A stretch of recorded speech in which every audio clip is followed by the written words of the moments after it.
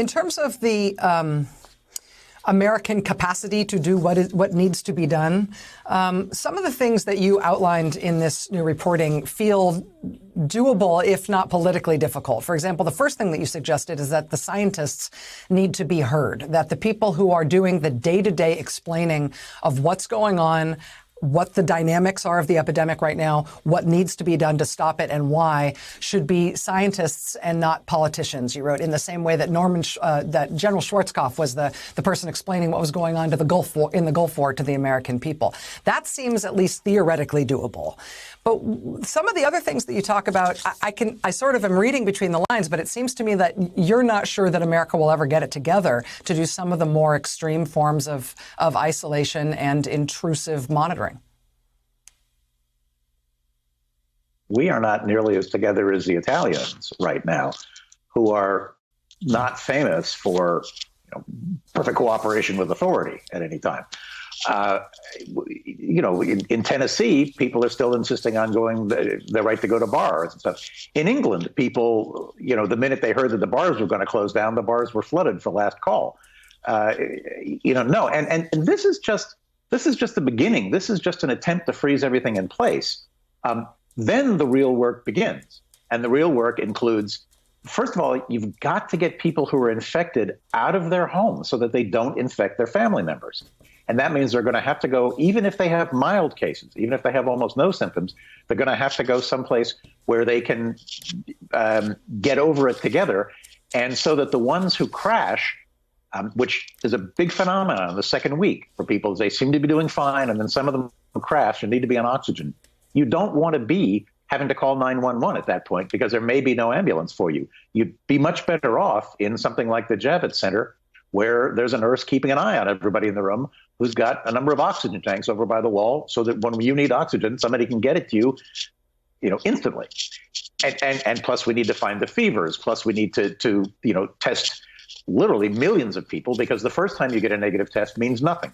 A negative test yields no information. Sometimes it takes 3 or 4 days, even after you have symptoms, for a test to turn up positive.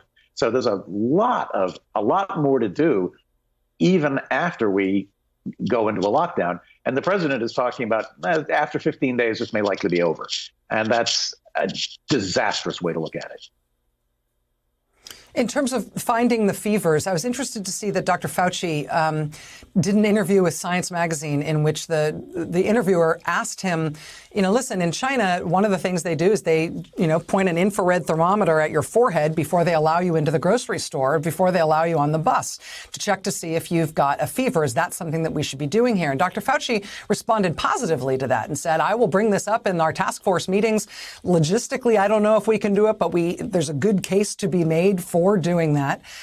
To hear him talk about a measure like that positively is of interest on its own terms. But of course, it raises the question as to what we would do with people who had fevers. What you've described as these sort of temporary hospitals where people who have mild or moderate illness have to leave their families. People who have fevers and get diagnosed as even just mild cases need to be isolated outside of their home.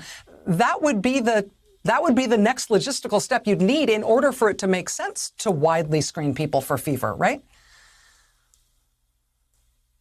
Yes. And look, this is tough.